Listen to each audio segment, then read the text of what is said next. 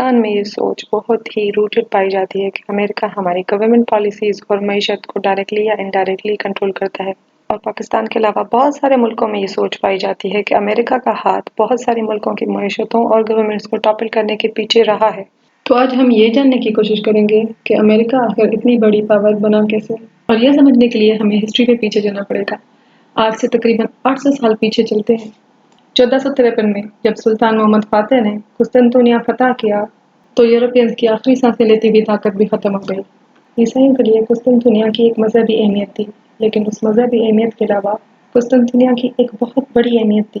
قسطنطنیہ Europe کو Asia سے تجارت کے لیے کنیکٹ کرتا تھا، اور اب یہ کنیکشن ختم ہونے کے بعد یورپ کے حالات بہت بگڑ گئے تھے، اور اب یورپینز اپنی معاشی حالت سدھارنے کے لیے کوئی اور جگہ، کوئی اور ملک ڈھونڈنا چاہتے تھے۔ اس دور میں مارکو پولو کا سفر نامہ قسطنطنیہ میں بہت مشہور تھا، جس میں جاپان کے شاہی محل کا ذکر کرتے ہوئے مارکو پولو نے لکھا تھا کہ وہاں کی کھڑکیاں اور چھتیں اصلی سونے کی بنی ہوئی ہیں۔ ویسے تو مارکو پولو کا سفر نامہ تقریباً 150 سال پہلے لکھا گیا تھا، لیکن یورپینز کے حالات اتنے برے ہو گئے تھے کہ ان کے لیے یہ مارکو پولو کا سفر نامہ ہی آخری امید تھا۔ وہ یہ سفر نامہ پڑھ کے خوش ہو جایا کرتے اور ایشیا کے خواب آنکھوں میں سجا لیتے۔ یورپ کے نوجوانوں کی زندگی اب اسی خواب کے گرد گھومنے لگی تھی۔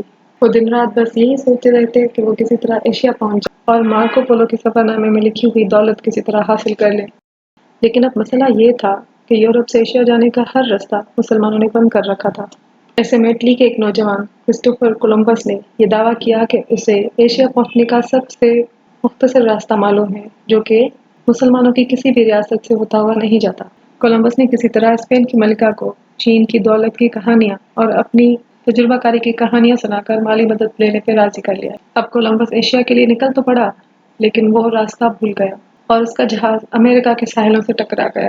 کولمبس کو لگا کہ وہ ایشیا پہنچ گیا ہے، تو وہ بہت خوش تھا۔ اسے پتہ ہی نہیں تھا کہ وہ ایک ایسی دنیا میں پہنچ گیا ہے جس کے لوگ ایشیا کو اور ایشیا کے لوگ دنیا کو 11,000 سال سے نہیں جانتے۔ وہاں کے لوگوں کی سکن ٹون اسے تھوڑی سی لال کلر کی لگی، اور کیونکہ اسے لگ رہا تھا کہ وہ انڈیا پہنچ گیا ہے تو اس نے وہاں کے لوگوں کو ریڈ انڈینز کا نام دیا۔ 12 اکتوبر 1492 کو کرسٹوفر کولمبس کا جہاز امریکن جزیرے پر لینڈ کرتا ہے۔ وہاں کے لوگ ابھی بھی بہت ہی سادہ تھے۔ وہاں پہ نہ تو اس طرح کے کپڑے پہننے کا رواج تھا، نہ ہی اتنے بڑے بڑے جہاز ہوا کرتے تھے۔ لیکن کرسٹوفر نے تو مارکو پولو کا سفر نامہ پڑھ رکھا تھا۔ اسے تو لگتا تھا کہ وہاں پہ سونے کے محل ہوں گے، سونے کی کھڑکیاں، سونے کے دروازے۔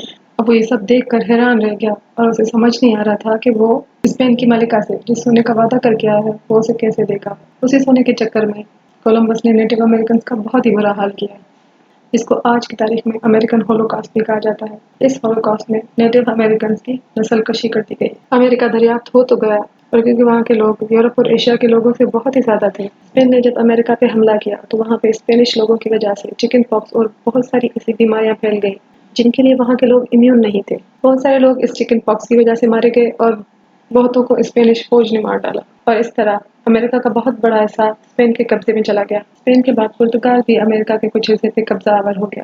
1607 میں جب برطین نے امریکہ پہ حملہ کیا تو آج کے امریکہ، جو آج کا سپر پاور ہے، اس کی بنیاد پڑی۔ امریکہ کیسے سپر پاور بنا، اس کے لیے یہ ہسٹری جاننا کیوں ضروری تھا؟ کیونکہ یہ جاننا بہت ضروری تھا کہ آج کے سپر پاور کی بنیاد کس مینٹلٹی کے لوگوں نے ڈالی تھی۔